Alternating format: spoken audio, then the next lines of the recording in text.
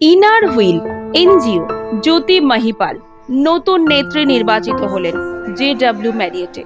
উপস্থিত inner wheel সংস্থার পুরনো নতুন সদস্যরা। এটা অনুষ্ঠান আর কর্মকাণ্ড, আসুন জেনে নেওয়া যাক। আচ্ছা ম্যাম, আপনারা পুরুষদের সার্ভাইকাল ক্যান্সার নিয়ে এতটা উৎসাহী কেন?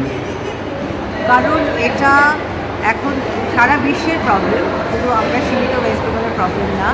আর মেয়েরা সবসময় নেগলেক্টেড হয়, সেই জন্যে আমরা আর এই ভ্যাকসিনেশনটা মানে পিউবার্টি রিচ করার আগে যদি দেওয়া হয় বা সেক্সুয়াল এক্সপিরিয়েন্স হওয়ার আগে যদি দেওয়া হয় সেটা আরও কার্যকরী হয়।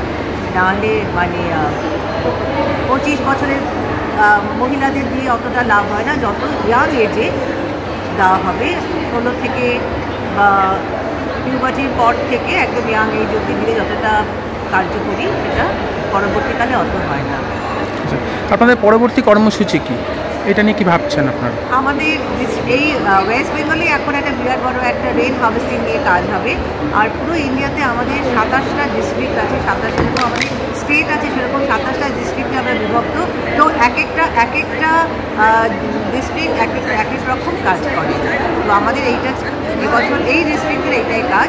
আর আজকে যে অনুষ্ঠানে আপনি এসেছেন অরাম অ্যাফেয়ার, এটা হচ্ছে আমাদের সারা ভারতবর্ষের যে লিডার তিনি ইনস্টল হলেন। She is the 50th leader of the Association of Inner Wheel Clubs in India. Thank you. সুন্দরবনের গ্রাম থেকে কলকাতার হাসপাতাল ছুটে যান ইনার হুইলের মহিলা বাহিনী। নতুন প্রজেক্ট শুনলে অবাক হবেন যে কেউ। ছেলেদের সার্ভিক্যাল ক্যান্সারের টিকা দেবেন আর অল বডি টেস্টের একটি ফ্রি এটিএম মেশিন বসাবেন, যেখানে অটোমেটিক যে কেউ সুগার, প্রেসারের মতো প্রাথমিক টেস্ট করিয়ে নিতে পারবেন, কোনো খরচ লাগবে না। SS media report.